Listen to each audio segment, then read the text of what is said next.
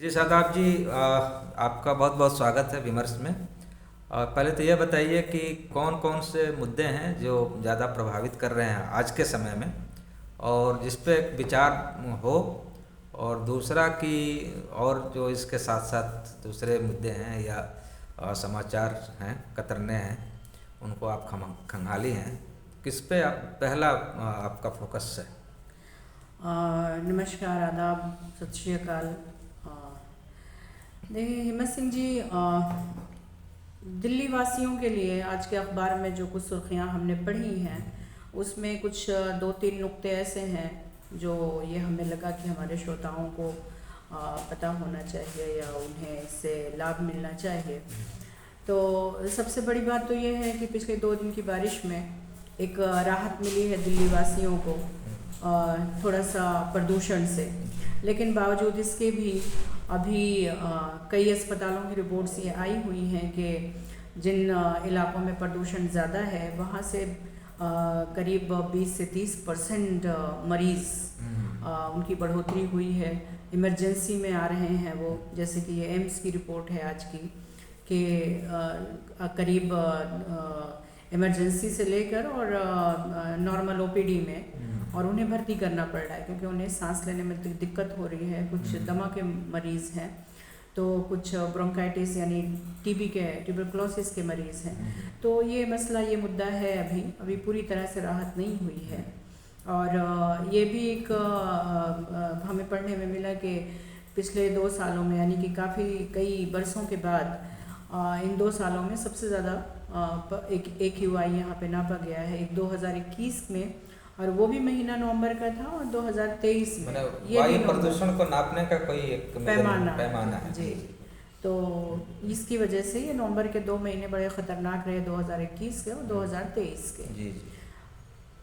ये इतना ये एक स्वास्थ्य को लेके चिंताजनक स्थिति है जी। लेकिन ये अभी इसमें इस समय शादियों का मौसम है और लगातार जाम, गाड़ियाँ, इसके साथ साथ आतिशबाजी, जिसको एक तरह से यदि बैन भी किया गया है कि आप नहीं जलाएंगे, लेकिन देखता हूँ कि लगातार लोग जब तक आतिशबाजी नहीं करेंगे तब तक नहीं लगता है कि वो खुश हैं। तो इन सब चीज़ों का क्या प्रभाव पड़ रहा है या केवल कुछ प्राकृतिक आपदा जैसा कुछ मामला है? देखिए अभी जैसे कि कुछ 2-4 दिन पहले एक नज़रों से एक रिपोर्ट गुजरी थी कि दिल्ली में करीब अगले 3 हफ्तों में 4 लाख शादियां होंगी। 4 लाख शादियां, तो 4 लाख शादियां, ये खुशी का माहौल होता है, लोग आतिशबाजी करते ही हैं इसमें। तो थोड़ा सा एक तो वैसे ही दिल्ली प्रदूषित है और ऊपर से आतिशबाजी, तो थोड़ा बहुत तो फ़र्क पड़ेगा ही। और फिर यहाँ पे मेरी दुआ है बल्कि कि एक बार और ज़ोरदार बारिश हो जाए तो थोड़ी राहत मिल सकती है। जी। तो ये कुल मिला के प्रदूषण से जो लड़ाई है वो भगवान भरोसे ही भगवान भरोसे है, क्योंकि हम तो अपने जज्बातों पर काबू नहीं रख पा रहे हैं जी। और जो तौर तरीका है वो गाड़ियाँ हैं दिल्ली में बहुत ज़्यादा, निकलेंगे बिल्कुल उसके धुएं की। तो अब अगली खबर के बारे में थोड़ा बताएं। अगली खबर ये है कि दिल्ली के MCD की एक बैठक हुई जिसमें CM ने कुछ घोषणाएं की हैं नौकरियों के लिए, ख़ास करके 6,579 नौकरियां उन्होंने मंजूरी दी है।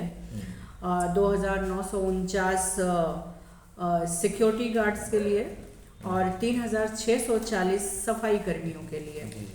तो ये जो इस MCD की स्कूल्स हैं उनमें अब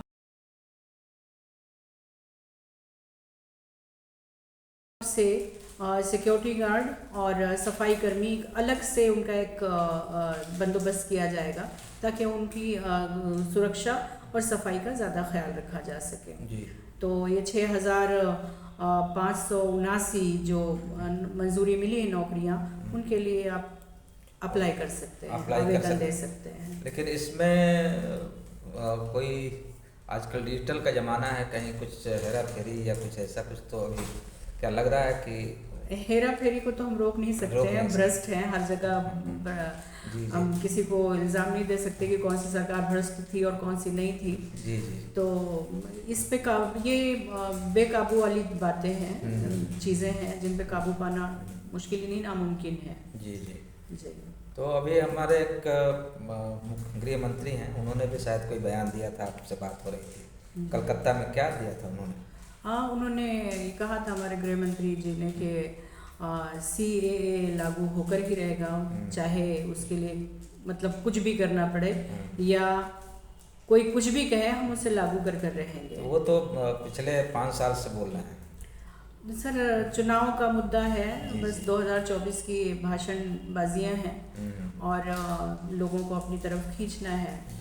तो जाहिर सी बात है कि जो चीज़ें या तो बंद डब्बे में पड़ी हैं, वो एक पिटारा चुनाव के वक्त में सारा निकलता है, चाहे वो कल्याणकारी योजनाएं हों, चाहे वो आवाम को फ़ायदेमंद की कोई भी बातें हों, शिक्षा हो, नौकरियां हों। 10 लाख की भी नौकरियां, अभी आज ही एक डिजिटल मीटिंग होने वाली है, उसमें 10 लाख नौकरियों की भी बात कही जाएगी, चर्चा की जाएगी।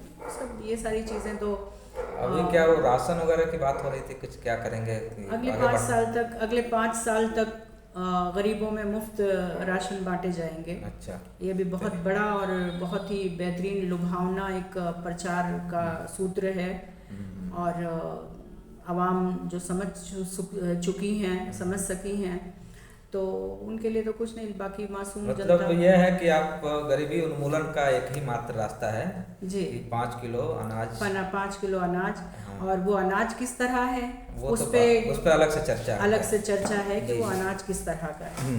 लेकिन दूसरी सरकारों को ये बोलते हैं कि हम तो बाकी लोग रेवड़ी बांट